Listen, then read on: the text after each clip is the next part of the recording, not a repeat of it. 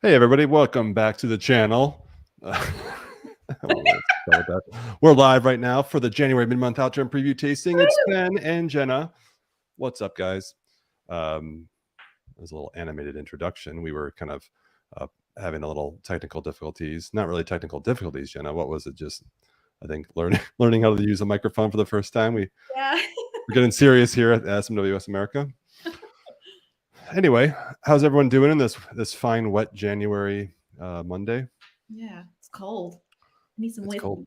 Oh, Jenna and I are both in the south of America, and so if we're complaining about the temperature, yeah, then I don't know. We just sound like fools.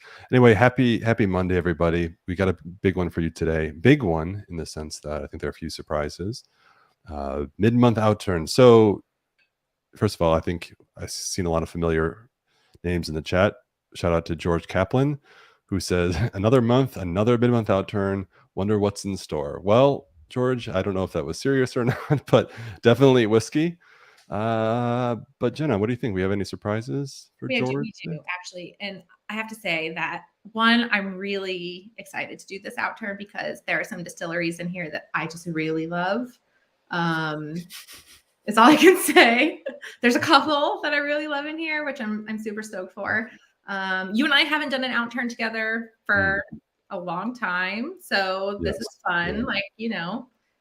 Like a little nostalgia happening in all kinds of ways tonight. So super stoked for this. I put on my pandemic live stream shirt back when I thought continuity was important in this channel, and I did actually bust it out. It still smells like a damp closet, which is weird. It's been a while. But yeah, back and better than ever. And so I think, obviously, quick observation, Scott's no longer with us. No, Scott's with us. He's not here tonight. Scott's with us. He's no longer, I don't know why those words came from my mouth. Today he is. He's just taking the day off. Yeah, Scott, we were giving Scott a day off. Jeez. Reading all about these massive firings in America, and I don't know why those words came out of my mouth. Scott is very much with us. He's not here tonight. It's just Jenna and I holding on the fort, pretending to be YouTubers and struggling with our microphones before the stream. Professionals, obviously. But yeah, a lot of other familiar faces. Berkshire Whiskies here, and who says, Jenna, when are you coming to Jacksonville? That's a good question. When's the last time you were in Jacksonville? We'll be in Orlando next Sunday for the February Outturn preview. Very nice. But I don't know about Jacksonville. Okay. I'll keep you posted on that. And Nick Bishop says, after sipping on an SMWS rum last week, my heart is open to more of that. Ooh. Yeah, we have released some single cask rums over the years, and admittedly, I was never really a big rum drinker until I actually experienced single cask strength rum, and I was like, wow, there's a lot going on here. No rum today, though. All whiskey, 5 of them to be precise, and all of these whiskeys are dropping tomorrow, which is Tuesday, the 24th of January, at 1 o'clock Eastern time. We say everything in Eastern time, by the way, and I live in Central time, and I'm not discriminating against anybody here, but it's just what we go off of. And so, yeah, of course, all of our whiskeys are available exclusively to members of the Scotch Malt Whiskey Society. If you're not yet a member, I think there's a link below. Join up tomorrow, 1 o'clock. All these are dropping. And yeah, what's in the glass tonight, everybody? Curious to hear. I'm presuming that no one here is participating in Dry January, and we're sort of rebelling with a little Wet January live stream, which we are. I tried to do a dry-ish January. Dry-ish. Respectable January. Yeah. Damp January, I think. That's what I like that. I think I'll be still in that every January. Just damp. So it's kind of like an awkward month in our business because obviously we're so passionate about whiskey. We don't really turn off said passion, but I think, it's all in good intentions, health, moderation. It's all good. Yeah. As I'm looking at my 5 glasses in front of me tonight. Anyway. Well, we're just gonna tuck that away for another day. So, shall we start talking about the whiskey? Let's do it. We got 5 tonight. Really excited. Jenna mentioned a couple distilleries that maybe we haven't seen often or lately, and of course, all these. I think it's our first time. Have you tasted any of these yet? No. No. Okay. No. They've been taunting me for like 5 days now. Taunting. In my office, like, Jenna. Okay. So yeah, if anyone's wondering if we have exercise restraint ever, yes, Jenna is capable. I, on the other hand, just opened these a second ago.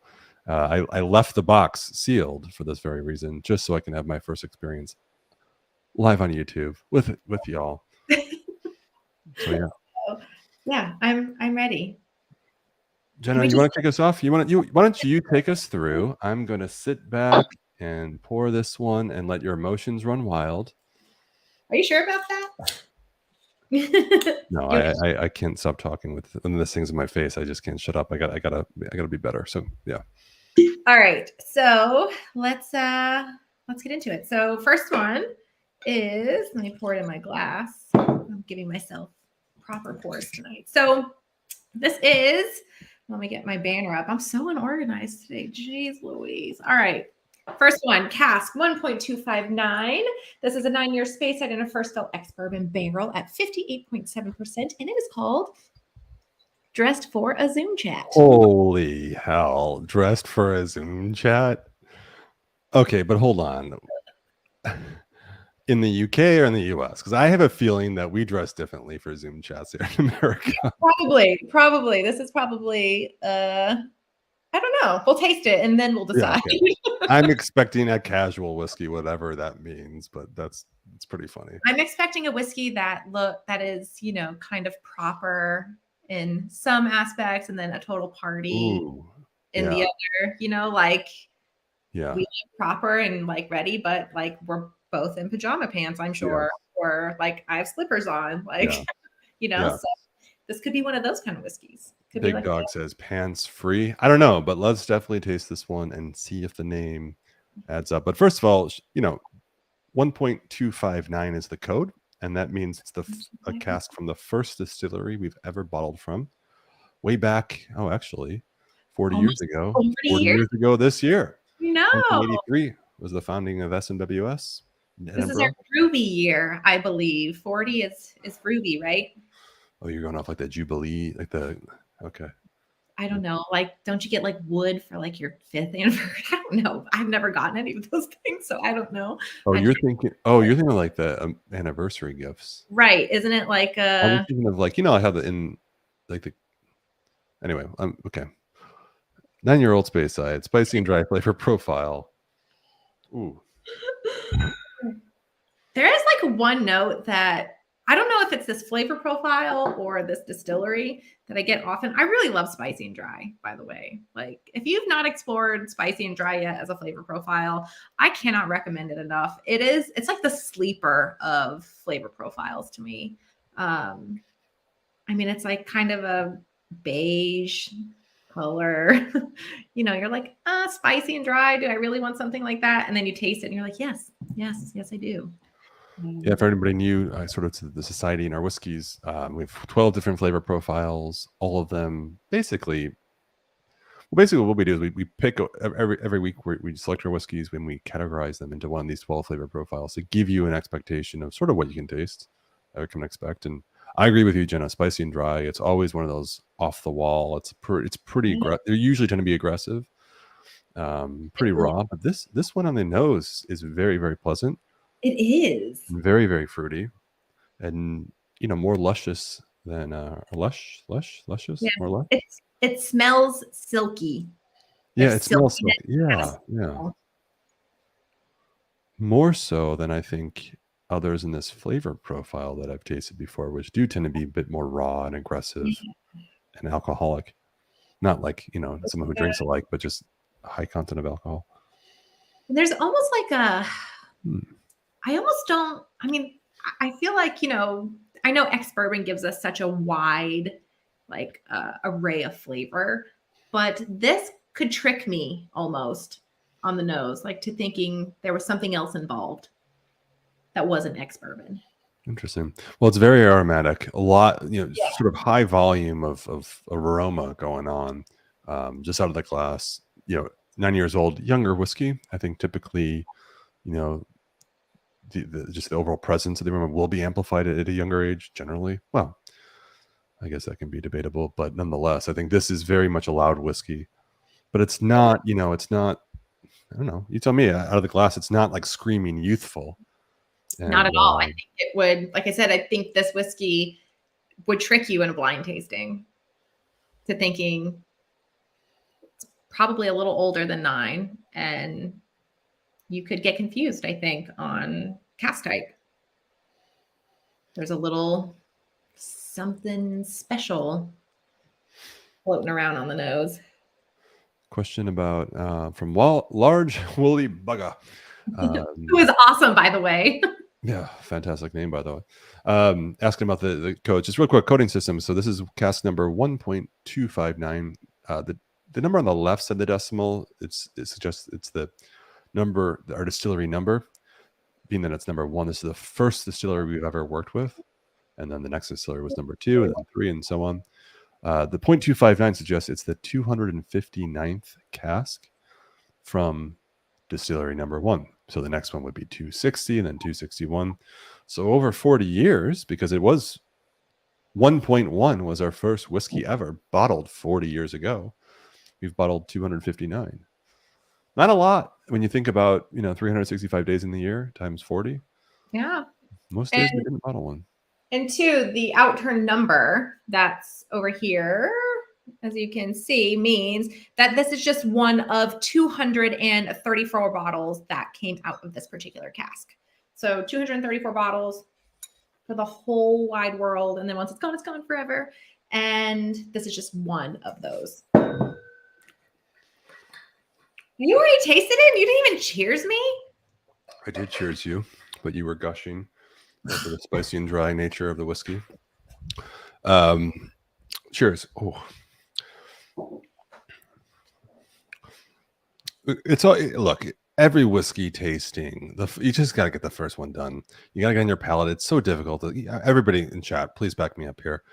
To just sit there at a tasting, you listen to Ambassador talk about the whole thing, and then you have all the whiskeys poured, and you're like, what am I not gonna, I have to wait for this? And then there's always a few of us who will just say, I just need to taste this, and then I can be calm, get my palate acclimated.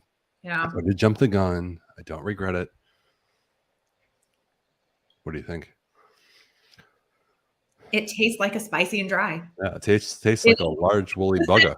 Spicy and dry. Yeah. I mean, it's like lingering, but it could be because it's my first one. Yeah, first whiskey of the night, 58.7%. Certainly not a low number.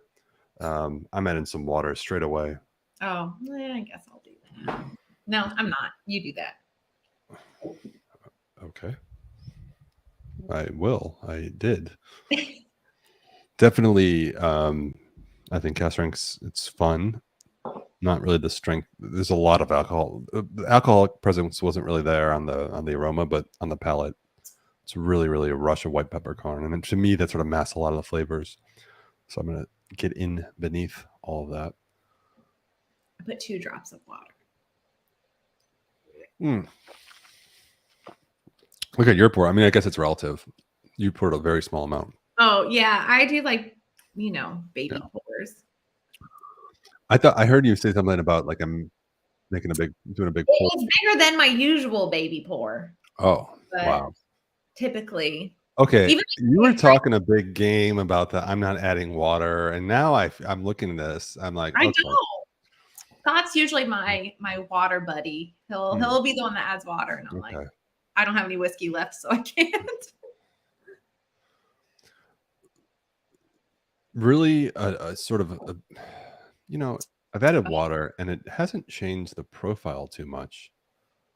There's some stone fruits there, a nice Russia apple. It is interesting tasting a spirit from this distillery number 1 in a pure first fill X bourbon barrel.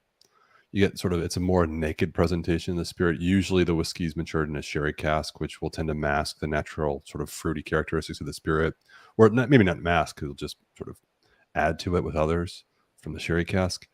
This is you know, an acoustic guitar relative to a heavily distorted electric guitar in a solo, and I think this is, it's pretty enjoyable for that sense. It's like the John Mayer of whiskey. Mm? Mm. I don't know. I just thought, or Jack Johnson. I just thought Jack Johnson. Yeah. Okay, Jack Johnson. I just thought guy with a guitar. There's like one or two guitar players in this chat who are like, yeah, it's definitely Jack Johnson. John Mayer plays a Strat. Actually, no, he plays a PRS. Oh, No. see, Yeah. what do I know? I don't know. John Mayer plays it all. He's a great guitar player.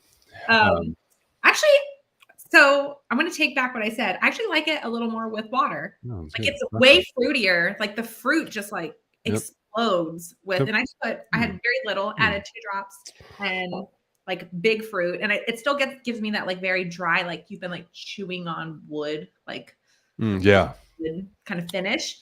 Yeah. And I got that both neat and with water. But the fruit element of it, that like you said, stone fruit, apple, pear, just really came forward with a little bit of water. So good stuff. Yeah. Great start. Yeah.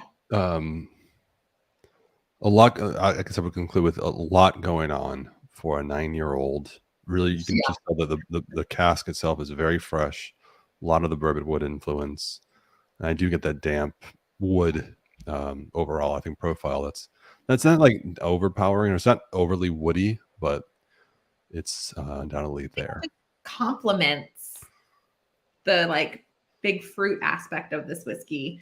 And I actually like that. You get a little bit of sweet, you get a little bit of this like dry, like woody thing. Like I think it's a really nice combination. So yeah, I agree with you. A lot going on in this whiskey for sure. And so the name, Dressed for a Zoom Chat. Let's talk about that. What do you think is that a fair name, or what do you think that there? There's a lot going on in this whiskey. There's like a silky, like elegantness, that's word, to this whiskey. So like very proper on a Zoom chat. Like, you know, if you messaged me and you were like, Jenna, we need to talk. Like I wouldn't show up looking like a goblin. I would try to show up looking, you know, like this. And I would still have pajama pants on. Maybe I should be more conscious of my appearance. I just like turning on the camera. Okay, hi. So yeah, I think it's appropriate for, you know, kind of like a mullet, business up front and party in the back, but business up top and party on the bottom. So I think yeah. If that's where they were going, I would say the aroma was much more elegant. Yeah. And the palate was much more wild and playful. Yeah. So I can agree with you on that. Maybe that's what it is. Okay, cool. I don't know. I like it though. If you've just joined us, welcome to the mid-month Outturn. All these whiskeys we're tasting tonight are dropping tomorrow at 1:00 Eastern time. All right. And we're on number 2. Number 2. And after the first one, Jenna has conceded that yes, adding water is a really good thing to do. I do it like when I'm just like enjoying a whiskey, not on YouTube, but when I'm on YouTube, like Scott will do it. And so I don't know.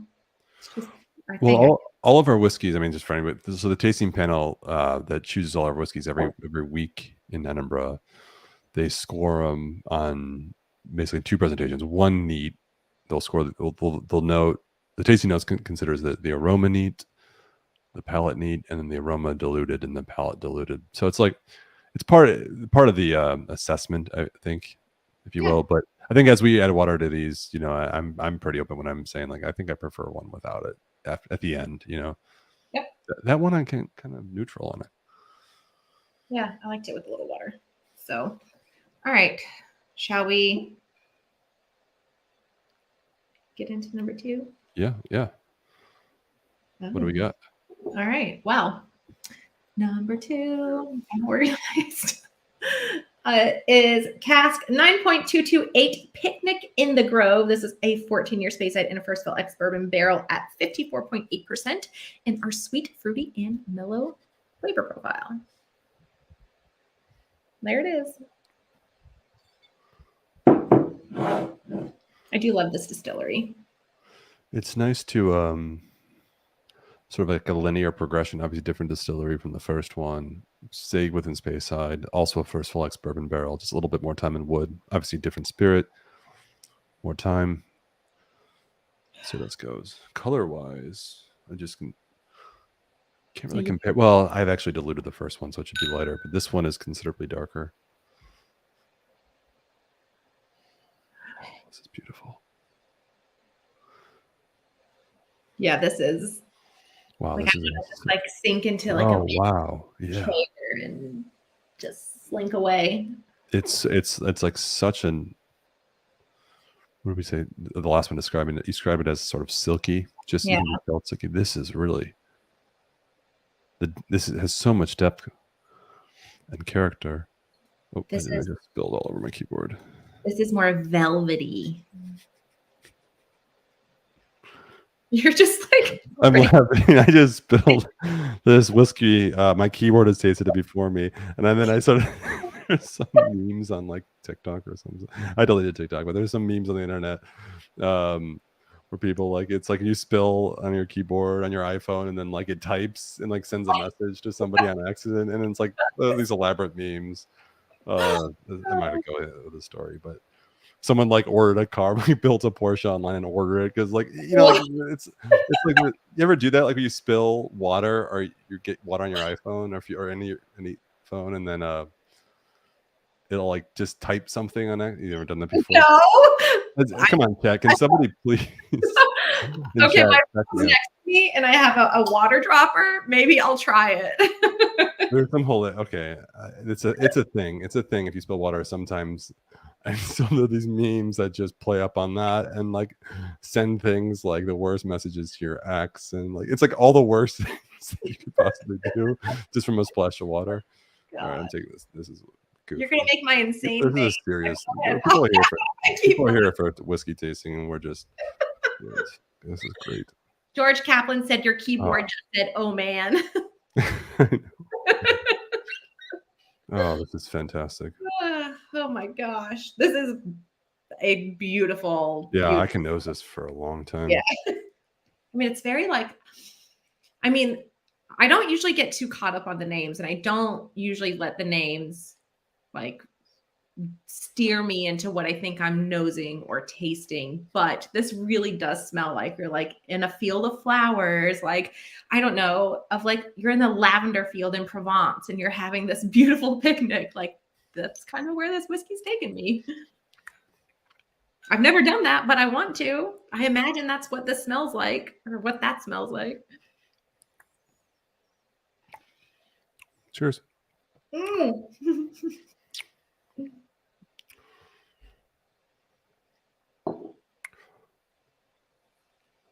This is most excellent. I think this is just a fantastic whiskey. It's like, this is kind of a cop out. It's a proper Speyside whiskey. The texture is brilliant, and the aroma, the depth right off the bat. You know, 14. The time. First of all, it's first fill ex bourbon barrel, another fresh cask like the one before, but a little bit more time in wood.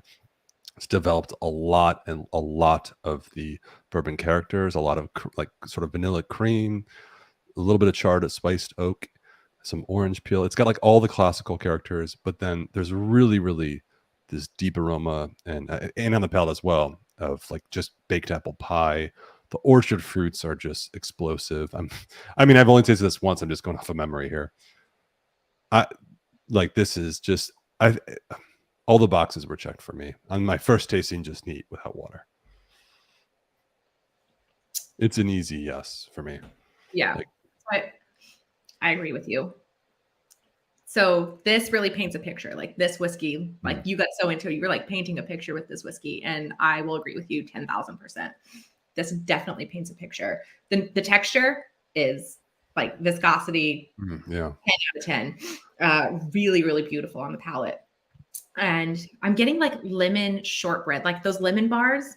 It tastes like a lemon bar. There's like this Mm, floral like aspect, candied orange peel, like you're on a blanket in a lavender field in Provence. You got fresh lemon bars. You have like candied orange. You have like tea. I don't know, like shortbread. It's all in there. Um, it's really, really stunning, stunning whiskey. I, you know, when you think back at like last year, all the whiskeys you tasted, and I just say year because it's like a set interval. And you think of the most memorable whiskeys. Yeah. Is there any common denominator for you? Like, is Like there like a common theme amongst the whiskeys that stand out to you? I'm not saying there's like a right or wrong answer. I'm just yeah, curious. I mean, I have a point, but I remember my favorite, and I know I'm not allowed to have favorites, but I don't care because I do. My favorite society whiskey in the history of society whiskeys painted a very similar picture for me. interesting. And that was 135.1. And I tasted it with you in Vegas. And Interesting. that whiskey, for some like tasting that whiskey, like painted this experience that I wanted so bad. And it has stuck with me for all the, I mean, that was God, like 6 years ago, 5 years ago, like Yeah. so many years ago. And I still remember just like the experience of tasting that whiskey. And so I think whiskeys that really do, it's like a good book, right? Or like, I don't know, maybe one of your favorite films or something like that. When you taste a whiskey like this and it just totally takes you somewhere. And this is one of those whiskeys. Really? Okay. I mean, I'm thinking. I just asked openly. I don't like have an answer, but I'm thinking. For me, when I think of like, okay, what are the standouts? They're usually something like unique cask, and then like kind of rare. We're privileged to taste a lot of whiskeys over the course of a given year.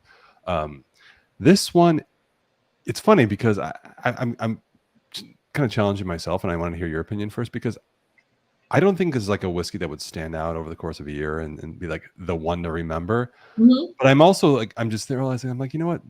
Maybe my assessment is, my selection is typically unfair because this to me checks every box. It's like, and maybe I don't really like perfection. Maybe perfection is something, I don't like. And that's true of Yeah. my life. Like I value kind of like unique flair.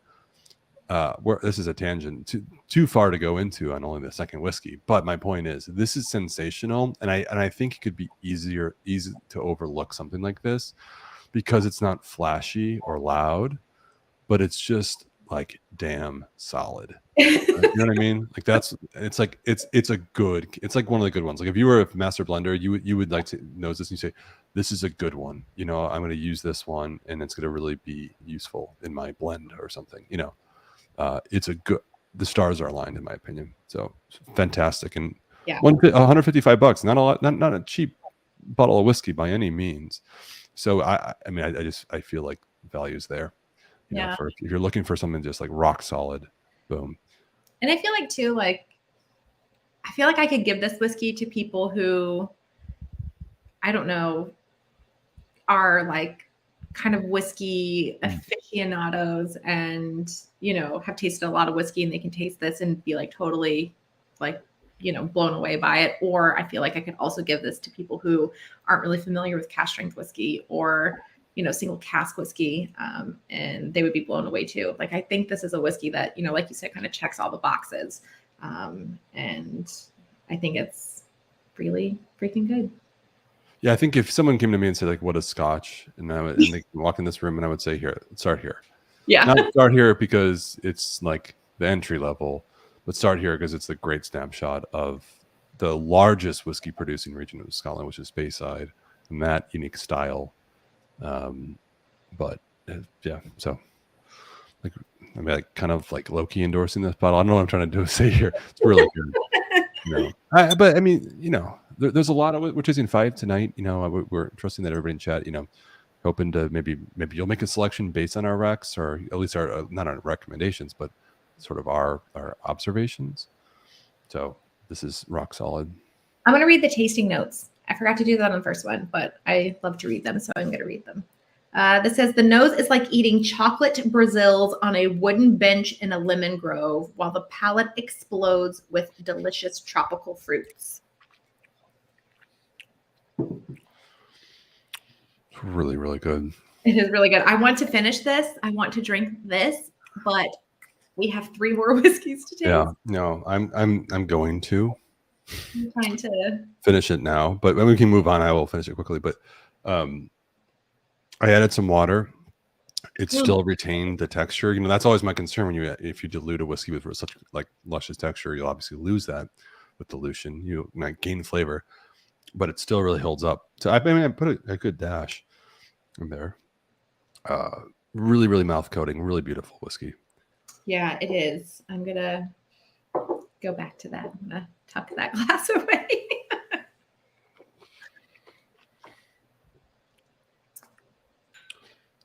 So telling of like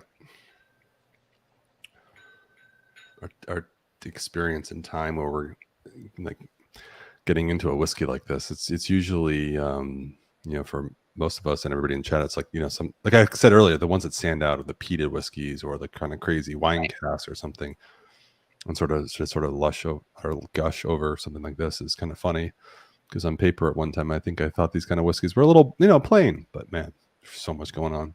That's like been my favorite thing. I know we've talked about that a couple times, you know, like on paper things, you're like, okay, Speyside, First Fill X bourbon, 10 years. And then like sometimes you taste these whiskeys and you're like, what the hell? Like that is not what I had in my mind. Yeah. You know, by reading it on paper. And I think that's one of the really cool things about single cask is it kind of checks you a little bit, right? And like keeps your palate humble in a lot of ways, because it really exposes you to these little snapshots in whiskey time.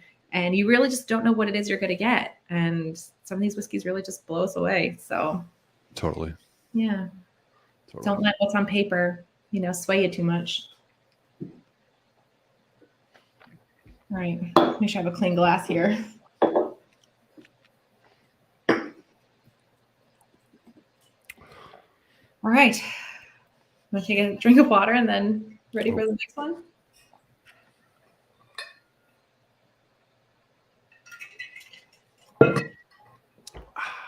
All right.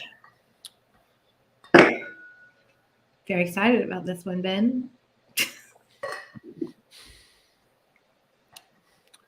Well, I'm just realizing, you know, you got all the bottles and I have these little cute little sample bottles, which thank you for saying, by the way. I really appreciate that, especially with the chocolates.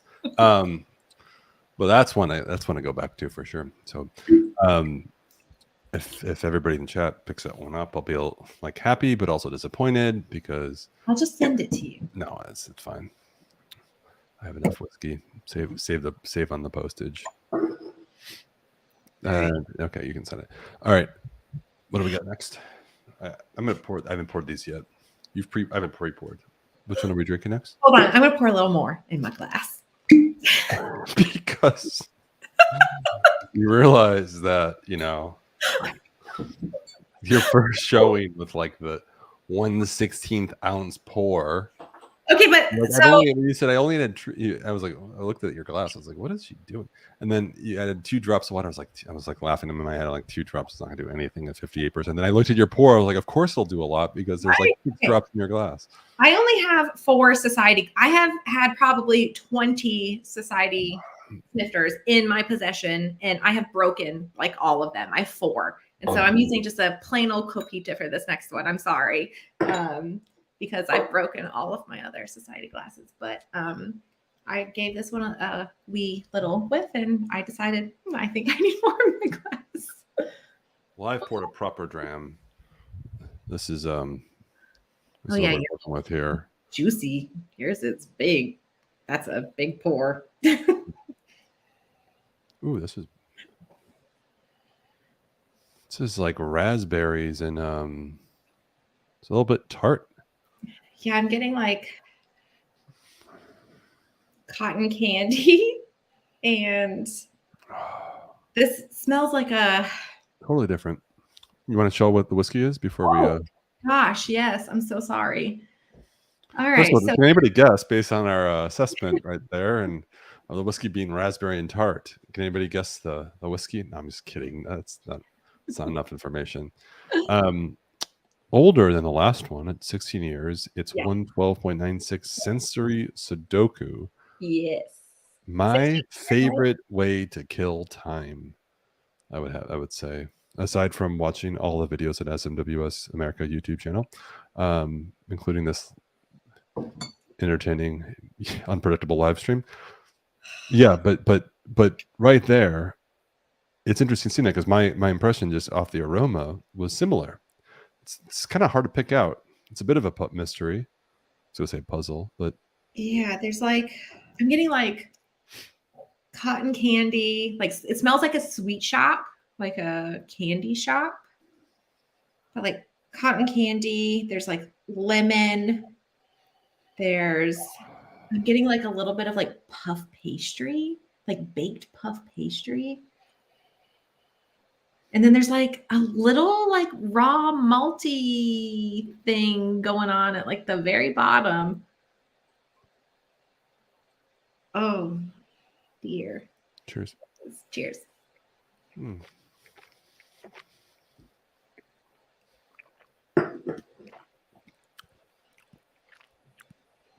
Well, okay.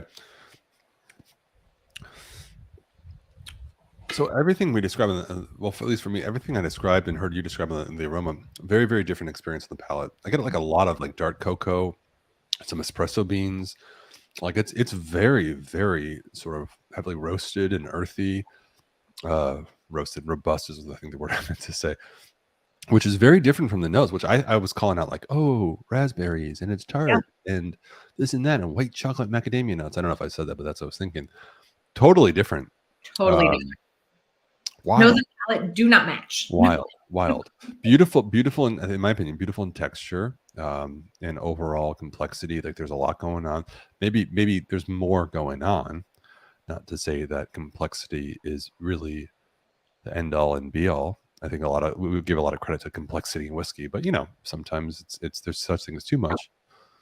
More than the last one, I would say, wouldn't you? In terms of like overall, like individual notes coming from this. What do you Yeah. think? I think the palate is very like creamy. There's like an ointmenty, like creamy aspect to the palate of this. That's so different from the nose. Like you said, nose and palate are like wildly different on this. And texture is like, I mean, it's like thick. It's like clotted cream thick. Yeah. More so than the last one? Because the last one I always thought, oh yeah. The last one was like I don't know, oh God, I'm trying to describe this the best I can. This, the one we're tasting now is like more ointment-y. It's like if you took like a spoonful of like Vaseline or something. I know that sounds like really gross, but like that feeling in your mouth, whereas like the one before was like silky viscous, like I mean just like I don't know, it's just like liquid silky velvet. What are you doing? Are you applying the Vaseline? I feel like you're like I don't know, just like I guess skincare routine. like describe it. It's funny because experience is like it's all encompassing, and the first one was such a classical space side whiskey. So even though it was the first time tasting it, I felt like I knew what it was in a way. And so my experience was a little different. This is so wild. This is not, but it's not, it's like one step off piste for everything. Like, you know what I mean? It's not a curveball of a whiskey. It's all pretty familiar. It's a Highland, distillery 112, sort of a very odd, unique, I would say, distillery. Yeah. But it's a little bit more exotic, maybe this one, in terms of the overall character. So that like malty kind of note that I found on like like you have to really dig through it on the nose. I'm getting a lot of that on the palate. And somebody asked, Berkshire Whiskey asked if I'm getting red licorice. I'm not getting red licorice on this. This almost, distillery, I believe it's 105, starts with a T, ends in an E. I always find that distillery to be like very like ointment forward. And this kind of reminds me a little bit of that. And I'm getting just like heavy, just like malt and cereals and like clotted cream and like that kind of profile. Which, like, what your description sounds very different from mine, which was coffee and cocoa. But as Oh, yeah. basically when you're describing them, getting a lot of what you're saying as well. I think it's all relative to experience, one's own experience, what you taste. But I don't get the red licorice at all. Get red The licorice. raspberry is still there for me. There's a berry note, whereas the previous one, 14-year-old Space Cider, was classical, like orchard fruits, which would be apples, pears, for the most part. Not a lot of berries. There's more of that going on here, which sounds odd when you just say it that way, because it doesn't. It's for whiskey, it's like it's not like a raspberry, but again, so many tasting notes sound odd when you say them, but when you taste them, Exactly. yeah. Exactly. Like when people are like, oh, it's like Band-Aids and iodine, you're like, why the hell would you want to drink that? And then you taste it and you're like, oh my God, Band-Aids, iodine's the best. Right. It's kind of along that same thread. So if I were to put this into a complete picture, it would be like a bowl of oatmeal, a big old heap of clotted cream in there. And if you've never had clotted cream, it's like, have you ever had like the cream top of a milk, like a milk that's not homogenized? It's like that taste. So it's not sweet, it's not salty, it's just like almost neutral in a way. And then your big like heap of fresh raspberries on top. And you just like stir all that together and throw a good old heap of Vaseline in there and just stir it all together. And that's what this is to me. And I love it. Yeah. Fantastic. Interesting. Whew. Shall we roll? Why not? 2 more tonight. Based on our scriptures. Based on our descriptions. Scriptures here tonight, Ben.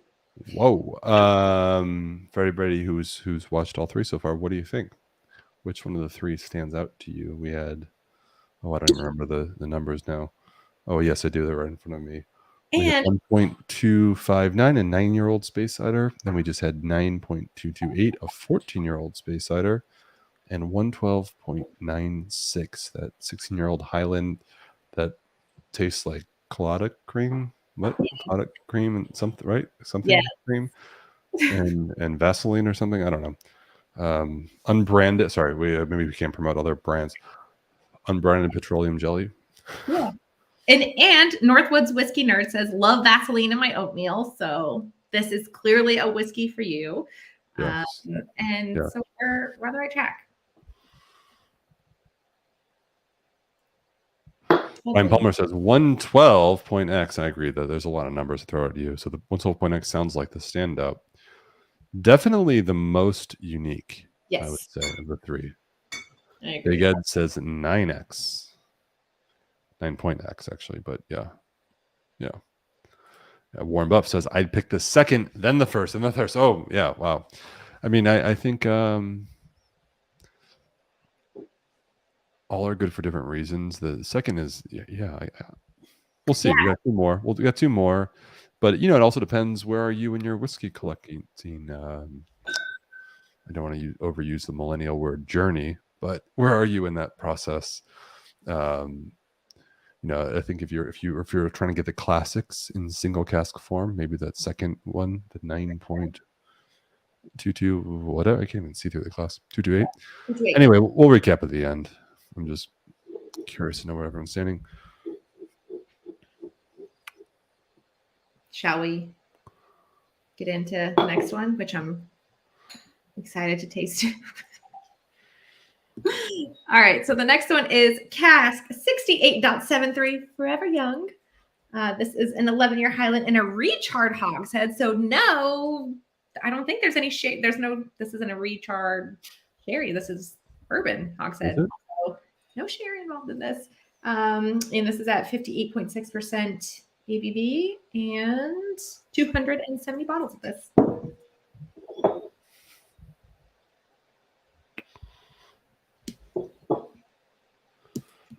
Trevor Dunbar asked, do the distilleries know what their code number is? I've talked to a lot of them, and most of them do. I'm trying to think of one that didn't. So Yeah. I would say yes. Yes. I think it's a universal yes. But it's possible we've bottled something that from someone we're no longer bottling from. There was a change in the guard of that distillery. I'm pretty sure most distillers know at this point within the realm of the society what code is theirs. Right? I don't know. I mean, if I had a distillery and the society was releasing, I would want to know. Yeah. I thought you were going to say what number which number if I had a distillery, it would be this one. Yeah. 135, Six, maybe. six, six. We did have to wait for 500 others to bottle a whiskey first, and then I would come in with 666. Ooh, wow. We've got a new license plate today. It was 662, and I was like, could have Wow. been, and it was black too, and I was like, ooh, could have been so good. Wow, you got a black light. Me driving around my dad mobile, listening to Disney music with my 2-year-old. 666 could have been something, Just but it wasn't. a few short years, you'll be listening to what I'm listening to, which is My Chemical Romance. So, with my kid. So, yeah. Well, I was like, okay, you've come full circle. I thought have. you were suggesting like, oh, well, wait, well, you just listen to whatever you want to listen to, and I'm like, yeah, I'm waiting for that day to come. All right, deep rooted dried fruit. So yes, flavor profile typically reserved for heavy cask influenced spirits, often wine casks, including sherry casks. So it's a recharred hogshead. Unclear from the information we have if it was in fact a bourbon cask, because there are some recharred sherry casks which we've seen as well. Let's try to decipher that. I mean, maybe it doesn't really make a difference. It's all about the flavor, as we say, but it does color-wise by far the darkest in appearance. Yeah, I mean really, the color really sort of, definitely.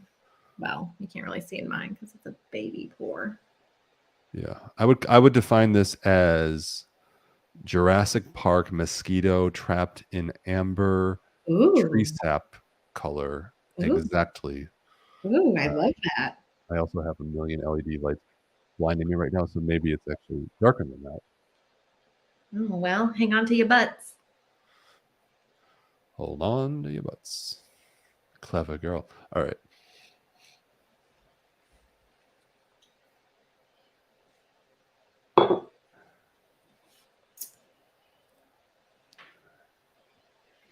The Dickens is this?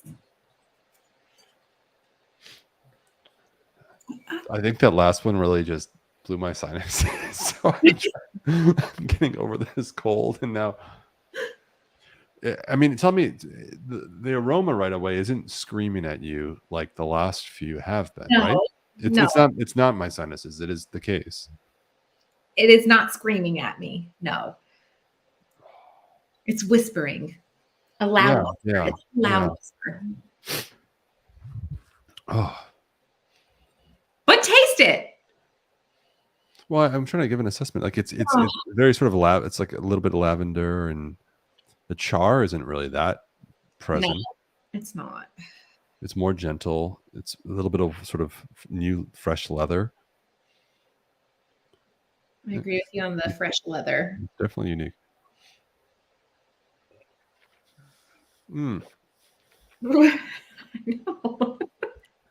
Savory. Ooh, buttery. Herbaceous too. It's like a it's like a sous vide steak. Seared in butter. Not thyme. Maybe some like sage of the herbs. It's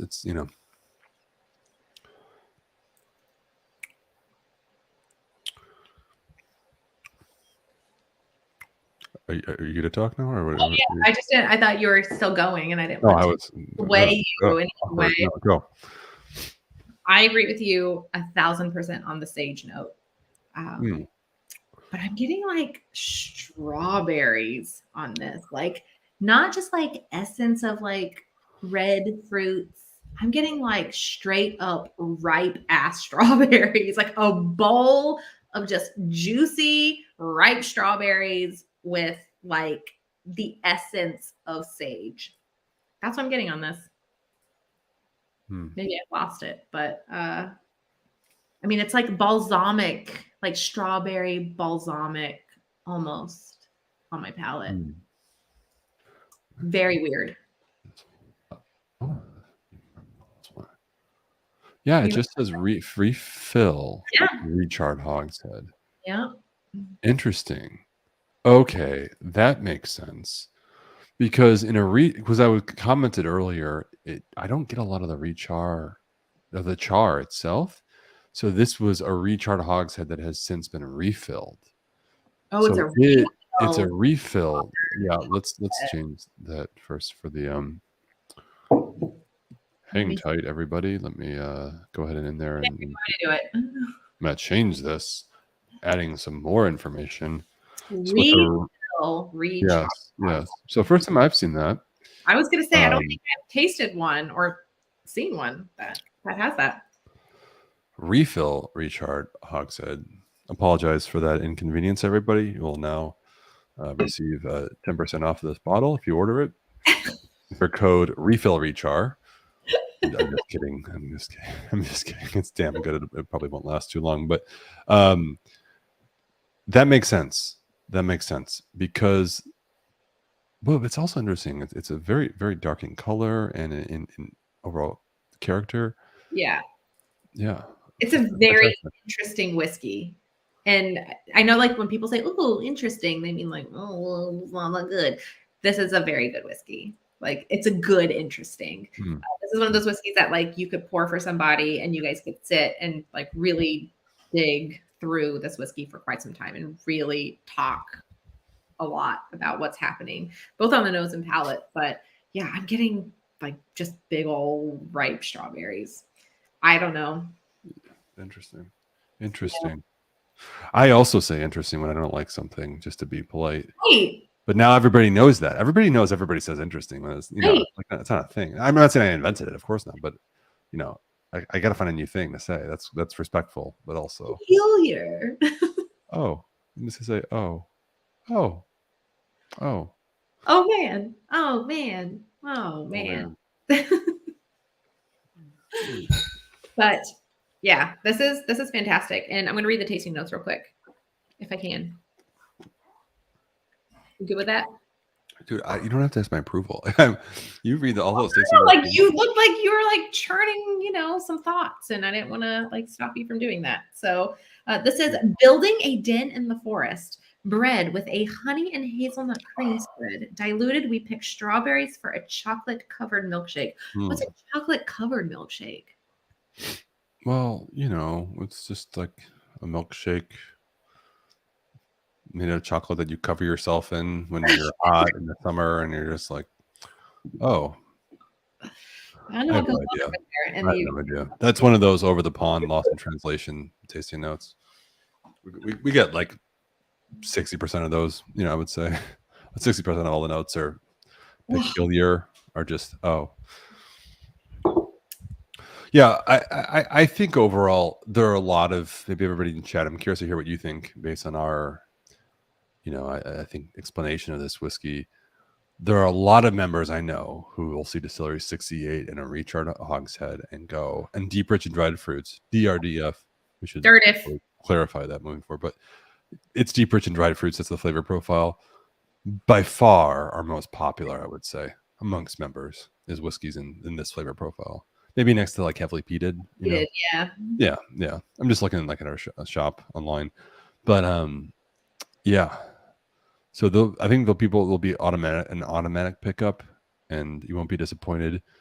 But it's just within that flavor profile, it's so unique because it doesn't have the heavy wine cask influence.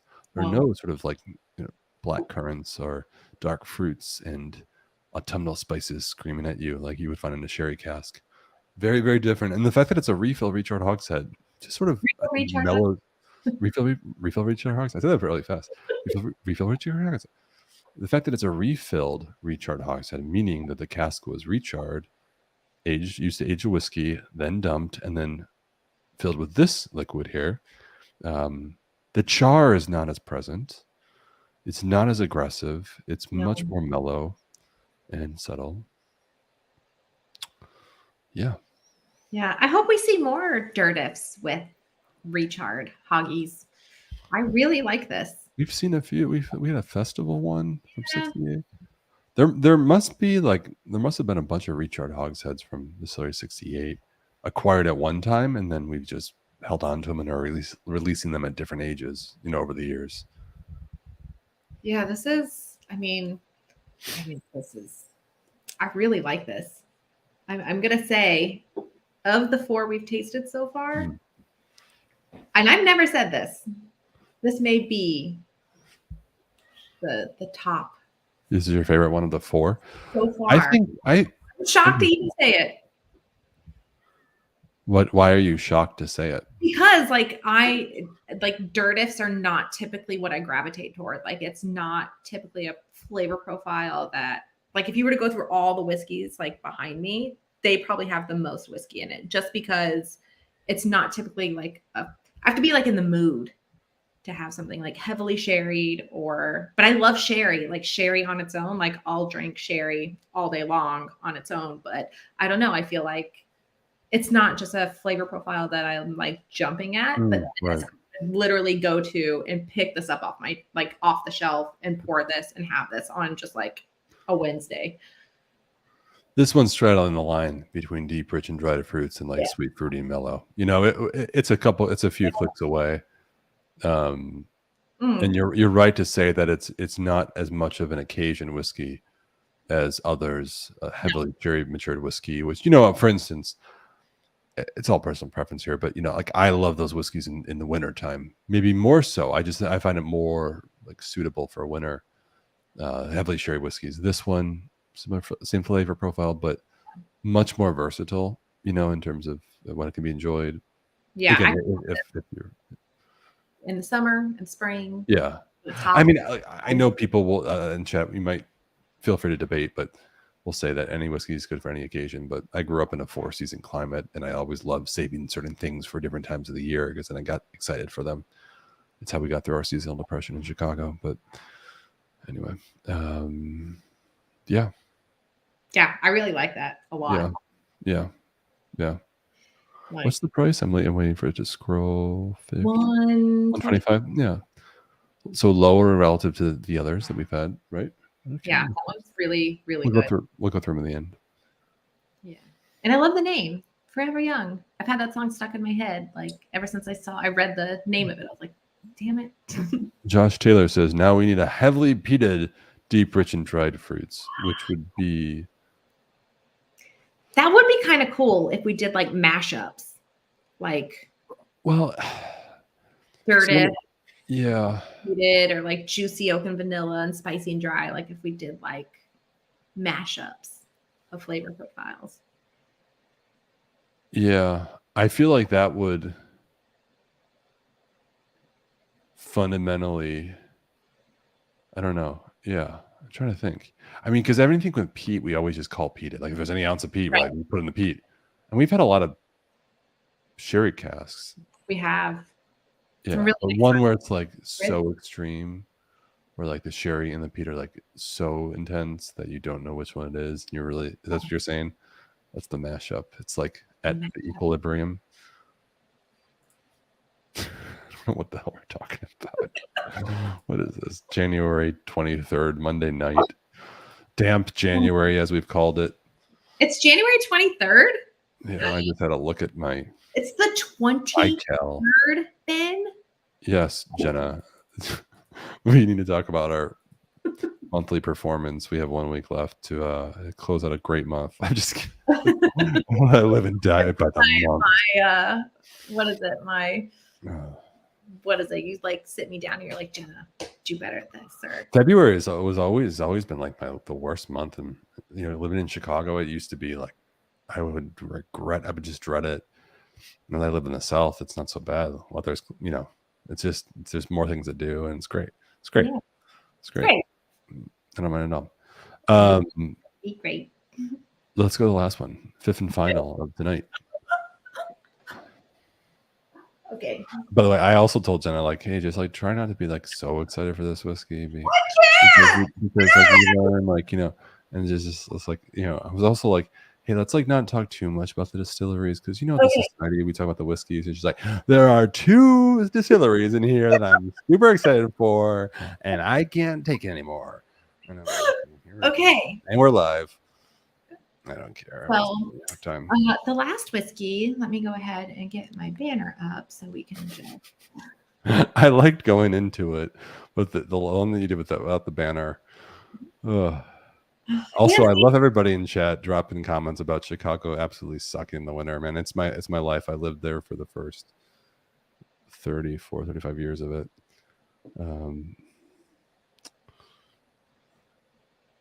I love it's my hometown, but you know the winter sucks. A lot of things suck, but home is where the heart is. Home is where the heart is. Mine just isn't there anymore, so it's not really there. But anyway, moving on.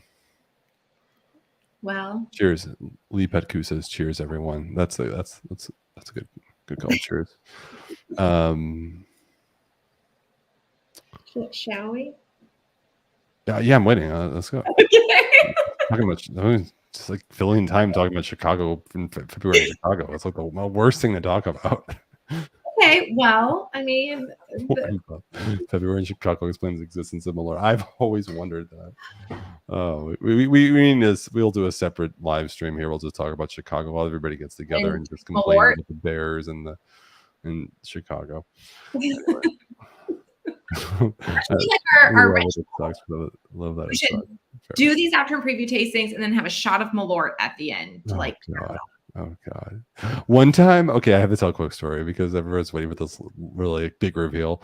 One time, I was at a whiskey tasting with some friends in Chicago, and there was a brand ambassador from a wonderful, wonderful person. She represents a big brand of Scotch whiskey that we all know, and like just by suggesting it, like it is what it is, everybody knows what I'm talking about. And my friend had a bottle of Malort. It was like a blind tasting. I knew what it was, and I handed it to her. It was like it was a whiskey tasting. It was like, smell this. She's like, oh, it's so floral, and it was going on how amazing it is. Thinking it was like a whiskey. I think she was also trying to be polite because it was a bottle share, and somebody brought it. She thought somebody brought a really shitty whiskey. And it was oh my God! Everybody's like, what is going on? All right.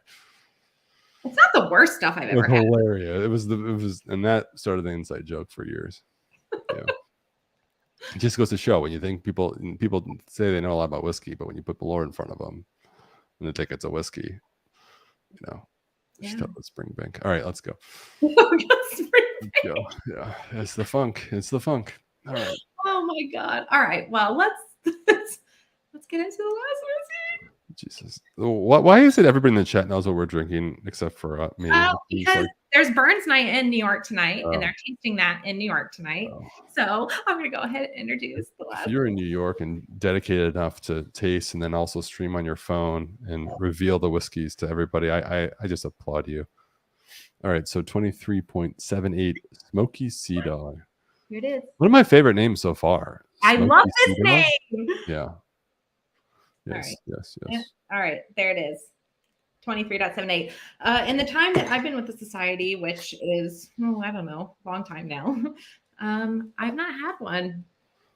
Yeah, from Distillery 23, I think I've only had one or two, maybe two max. Yeah. Yeah. Well, to Distillery, we don't bottle, it doesn't sell casks anymore, and that was not the case for a long time. Easy to get everywhere. But times change, man. Yeah, it's exciting, and I don't know. I've been waiting for this day for a long time. Yeah. So just to get the elf in the room, obviously price is determined by our own accessibility of the cask, and getting something that's not from a distillery that doesn't sell whiskey to independent bottlers anymore is obviously tricky and definitely an expensive proposition.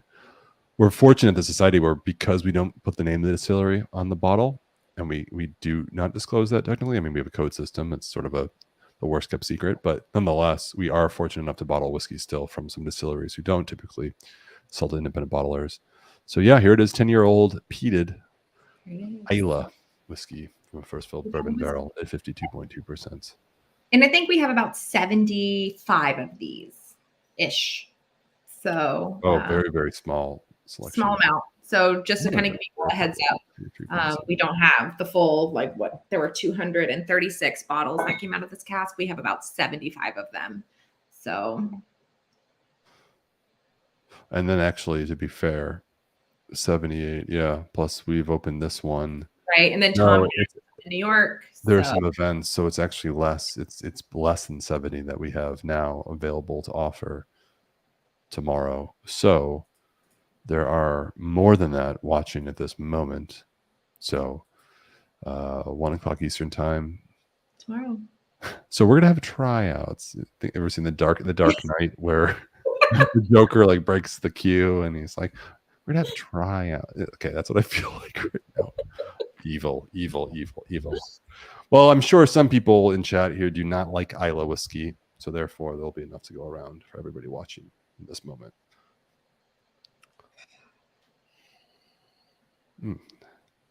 Fantastic. It is like, I just need a minute.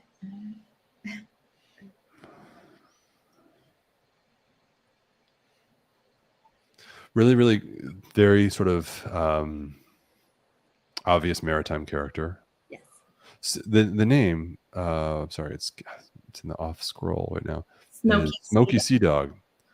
I like that a lot. I mean, I said that, but it is, you do get a lot of seaweed, sort of rush of sort of fresh salt water.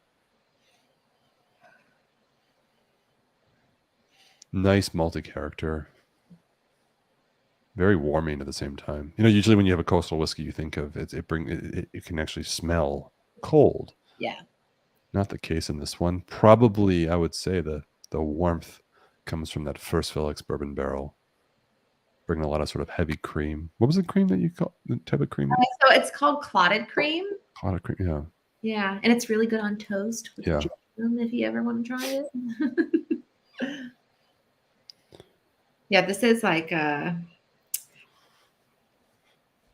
don't really know how to describe it. Well, where would you say, like, as far as the peat influence, are you picking up a lot of peat on the nose? I mean, on the nose, it is definitely peated. There is a good amount of peat here. So I have to taste it, and then I can give you a good answer on that. But on the nose, there's definitely a good amount of peat here. But it's a different kind of peat.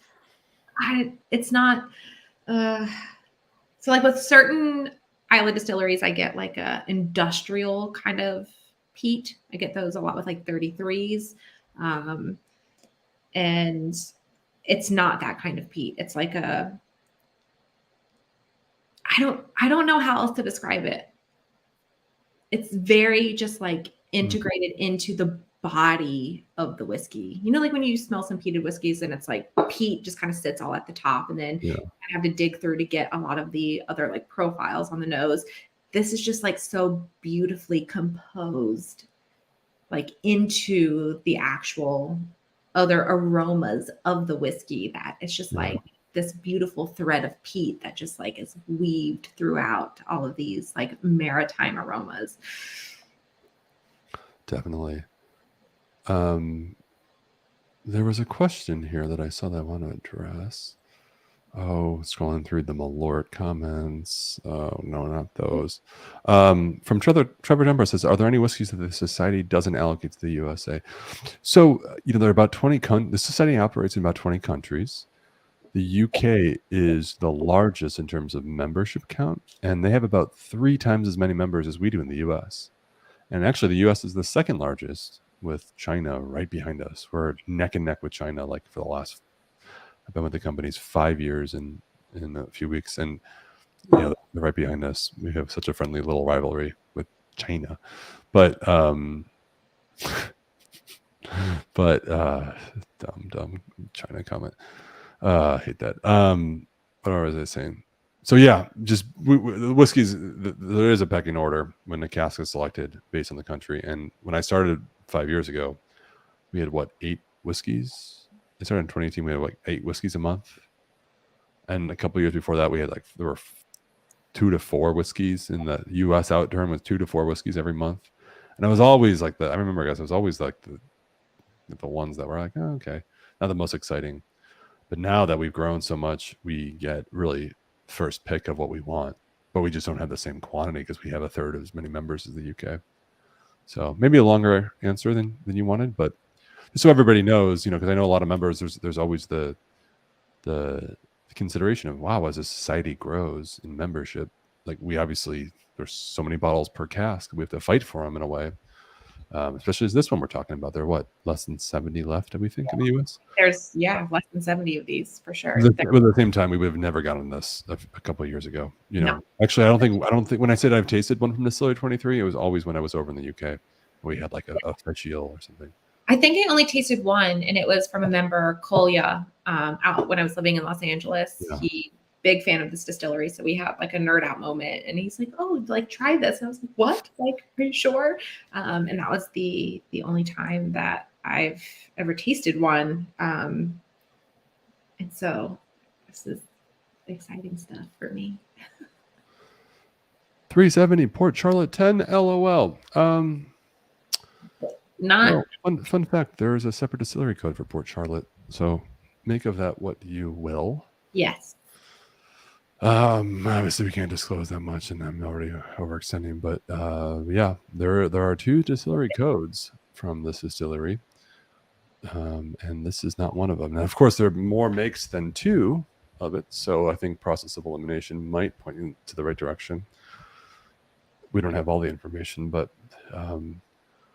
that's something to consider. It's more than a PC, is what we can say. And Adam Clary asked if I would read the full tasting notes, not just the ones on the bottle. So I will definitely do that for you, Adam. I know. So peaty on the palate. So much peat. Explosive peppercorn. Not, mainland malt. They're mainland maltings, as I think some of us know, but and so it's not, really, really rush of white peppercorn, really, really intense. Not, and I asked you the question, like I said, really peaty. Wasn't so peaty for me on the aroma. Definite brittle peat. Really, really high peat influence, I think, of this one. Yeah, I agree. Like this could be heavily peated. Yeah. Easily. Yeah. And again, it's just so beautifully like integrated into every aspect of this whiskey. It's really beautiful. It's a beautiful whiskey. I will. I'm gonna have to add some water to this one because I have to put more in my glass then, Ben. Yes, well. Darn.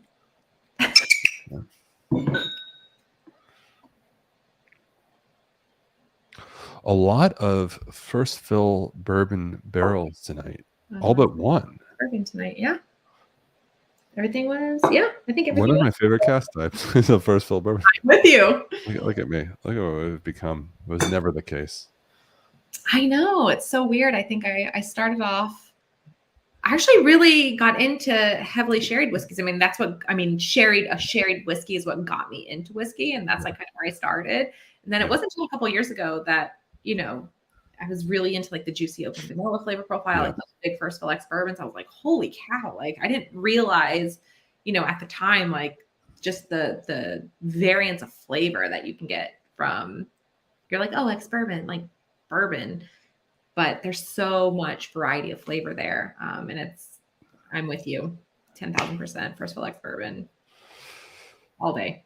Yeah. I mean, just kind of proof that the free will is dead, because there seems to be a pretty common progression of whiskey enthusiasm in terms of preferences. But Yeah, bourbon. I've always was told that all roads lead to bourbon from my friends over in the UK, and I've debated against that, and then I fell into the trap, and now here I am. I mean, but I don't. But then I've also come out of it too. I love everything. I'm at that point where I'm so indifferent. Yeah. You know. But I will say, anytime I see anything in Sauterne, I'm like, Oh yeah, the more unique. Yeah, the rare. I mean, those are so rare. You know. I mean, Sauterne, anything you put gasoline in Sauterne, and I'd yeah. probably taste it. I mean, we're so spoiled because you and I see these things more than most. But when you really think of how many whiskeys you've gone through to get to one, it's like such a small percentage. 1%, 2%, maybe of all the whiskeys that we see will be in Southern. Maybe 1%, right? I mean, Yeah, because think of it, we release hundreds, right? yeah, we don't get a lot of Sauterne. I wish we Yeah, got many more. yeah. Because, Yeah. God, I've added some water to see how this. I did too.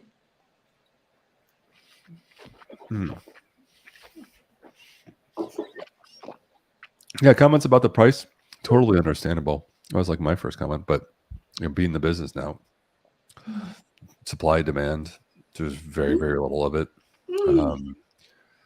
I mean, there's a lot that goes into price. We can have a whole listen. We can have a whole price deconstruction stream if you want. Yeah. We tried. I feel like it was funny. I was having a conversation with. Oh, here he is. He's actually in the chat. Maybe I'll keep him anonymous for now for his own safety.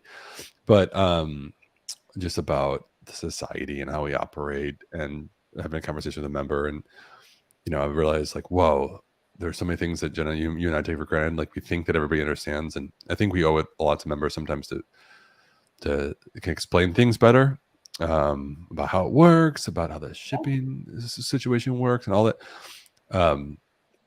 We're an open book, Jenna. So if you guys have questions or if you're unhappy about something, in fact, I think we're going to be sending out a survey for all members soon. Just like asking for your feedback, asking what you like to see, what you wouldn't like to see. And when you get that email, I would just say, hey, like, you're not going to hurt anyone's feelings. If you don't like something, just tell us what. I would just say, like, be specific. Like, what would you like to see? What would you not like to see? Man, we always we're trying to like do everything for everybody. And of course, it's impossible operating in the United States of America, the land of the free, which is free in everything except for, well, not everything, but a lot of things except for the business of alcohol distribution. Which is like the biggest cluster of them all. It's like the land of red tape. Anyway, so in short, if you have any questions, anything comes up, you want to know anything, like, look, we're not like a typical, we're just people who love whiskey too, and we'll be completely blunt and transparent with you. And call us, reach out to us. You should all have our emails. If you don't, it's just our names, Ben at SMWSA, Jenna at SMWSA. Please do email us, reach out to us. You can always call. It'll be me who picks up, or Scott, and we're always happy to talk to you guys and explain, as much as we know, we'll give it to you. So definitely reach out and let us know. Yeah. All right. So I have to read the tasting notes, the full tasting notes for this whiskey. So I'm going to do that really quick. So Adam, if you are still in the chat, these are for you. So it says, fresh linens drying in the sunshine with a waft of peat smoke coming from the nearby pagoda roof as we prepared a fresh mackerel ceviche with habanero. Fiery chili hot dogs and brine on the palate neat were followed by poached tuna steaks and a sauce. I don't know that word. With cornichon and capers. So whatever that sauce is, with crashing medicinal waves in between. After the addition of words, a medicinal, salty, and mineral scent at first reminded us of camphor and menthol before the sweet smoke of whipped cream.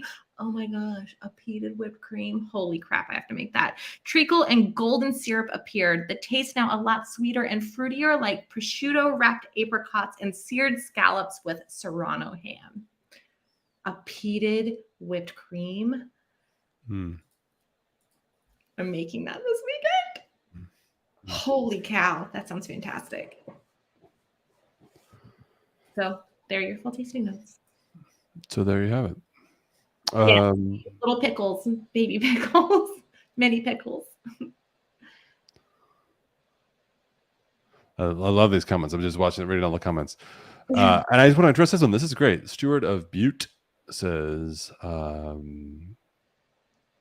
question is it hard to get 10-year-old? Is the hard to get 10-year-old worth the money? I won't sell it to you is not the same as this is really fantastic. I think this is a great point to bring because as fellow whiskey enthusiasts and collectors or whatever you want to call it. I mean, I've collected in my day. Most of my whiskeys are open and I drink them, but I mean, there's only so much time in the day to drink all these. But yeah, I think for everybody watching, I mean, we've started doing these streams so you can just hear us, like our experiences tasting the whiskeys. The society was founded on this idea that whiskey's for drinking, not collecting. Inevitably, as whiskey's gotten crazy over the years, we do see our bottles show up at auction, and that's really not our desired outcome. I know it's the desired outcome of some other brands because it does build hype, but as a membership club, like, we're not so much a whiskey nerds, so it's for drinking. But at the same time, it's like, to acquire casks, there's a lot to consider in the business. It's an expensive proposition, especially now. So our decision is we'd rather put it out there for you, give you a chance to order it. But I encourage this sort of conversation amongst fellow members to sort out, what is the right choice for you? What do you value about whiskey? And I think I've learned, being on this side of the aisle, that everybody seems to value something differently. Like, there's no real common denominator about like what excites you and what makes you excited about like ordering or buying a bottle. So yeah, it's good. Yeah, I talked to so many members who will buy multiples of things just because they love it and they share it with friends. Or I have members who tuck one away for a rainy day, and have one to enjoy now. Like, there's so many different variables when it comes to purchasing whiskey, and what that decision and actually purchasing that whiskey means to you. Like you said. Yeah. And that's kind of the beauty about whiskey, is that it's the subjective thing, right? Like, you have these brilliant minds who create this whiskey, and then it gets sent out into the world, and we get to decide how it kind of resonates with us, right? And everyone's different, and I think that's what's really special about it. So I think I have like maybe 10 bottles in my house that aren't opened. Oh yeah. Yeah. I want to open everything. I have more because I did go through a phase where I thought I had to have everything, and I was assuming I would get to it, and I underestimated my pace of acquisition. Yeah. And then I was like still learning, and then my palate evolved to a point where I don't really like value those whiskeys that I thought were really good at the time anymore. But I'm not gonna like return them or sell them. I never sold a bottle of whiskey, actually. So they're there, and there's like memories, and but I give some away, that I think bottles I bought years ago, for gifts or things. But these whiskeys, I was always attracted as a member of the society before I worked for the company. It's like, it's just all about just the liquid in the bottle, and to like keep a cork in it is kind of frowned upon.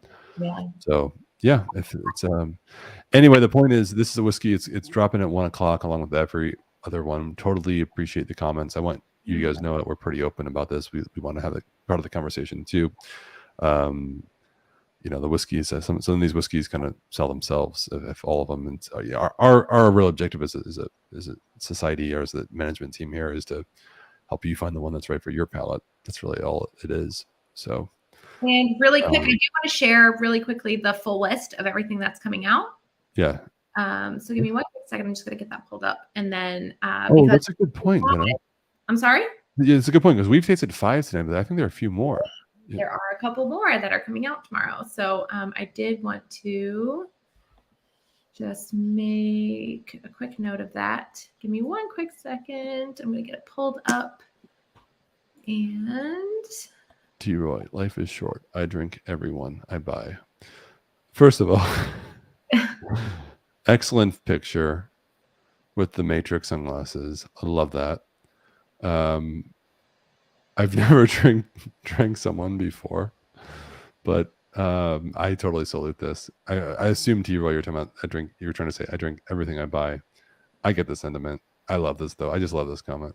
I might like to pin this one. How do you pin something? I don't know how you do that. But here's the full list of everything that's coming out tomorrow, 1 o'clock Eastern time. 3 extra whiskeys in there that we did not taste. It looks like we have a 26 in there, a 48, and a 71.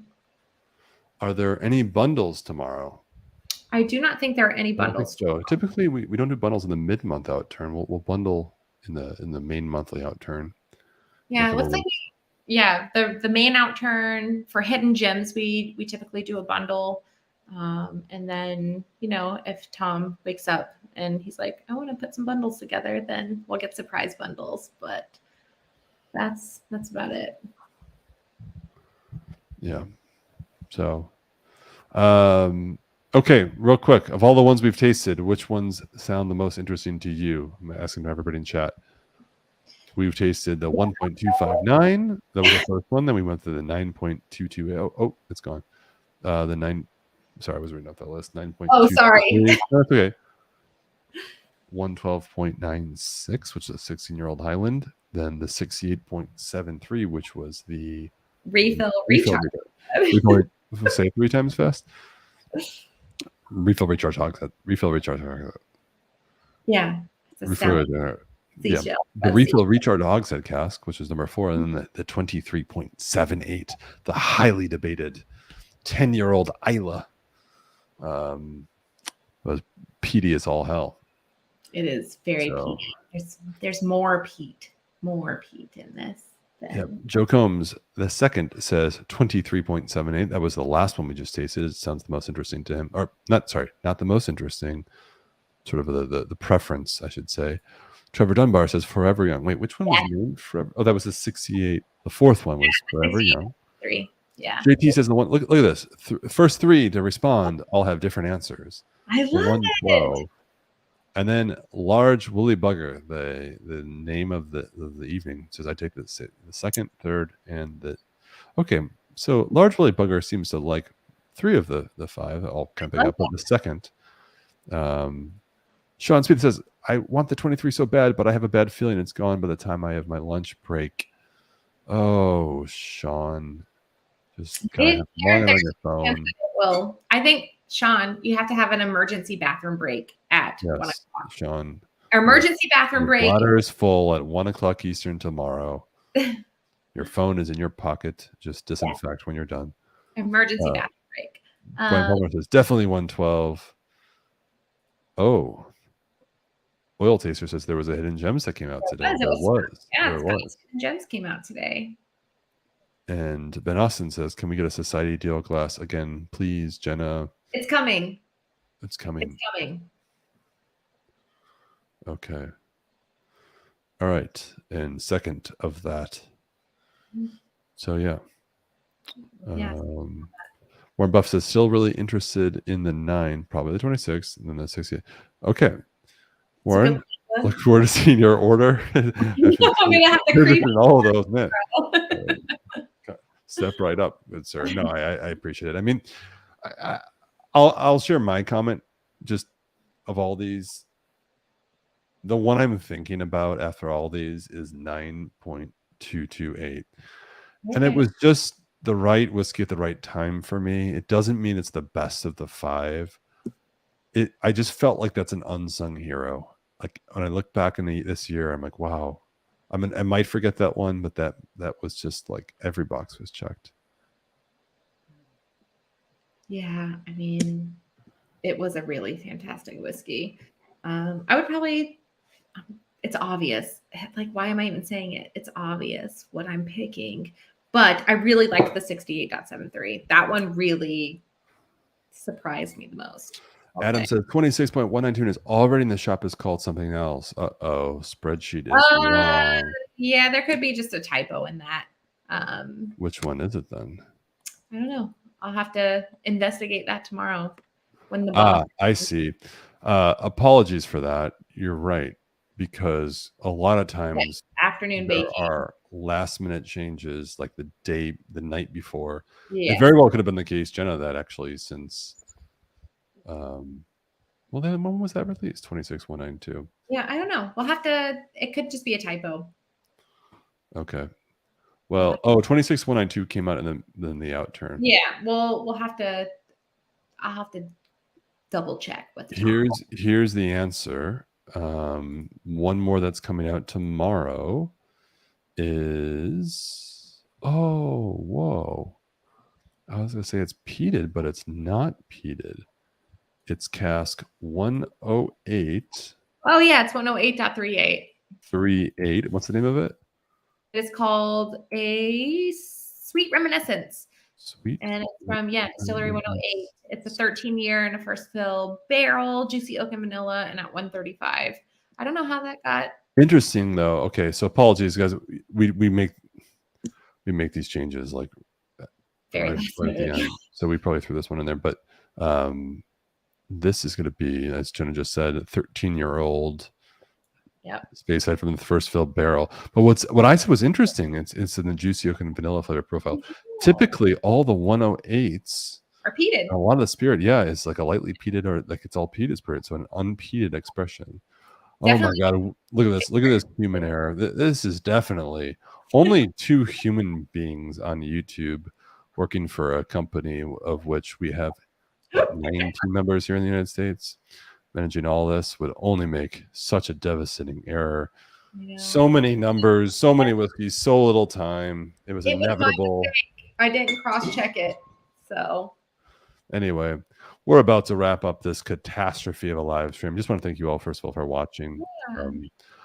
We'll be coming back soon with a lot more live streams. I know. The virus is gone, but still, we'll be doing the streams. We'll have some more content.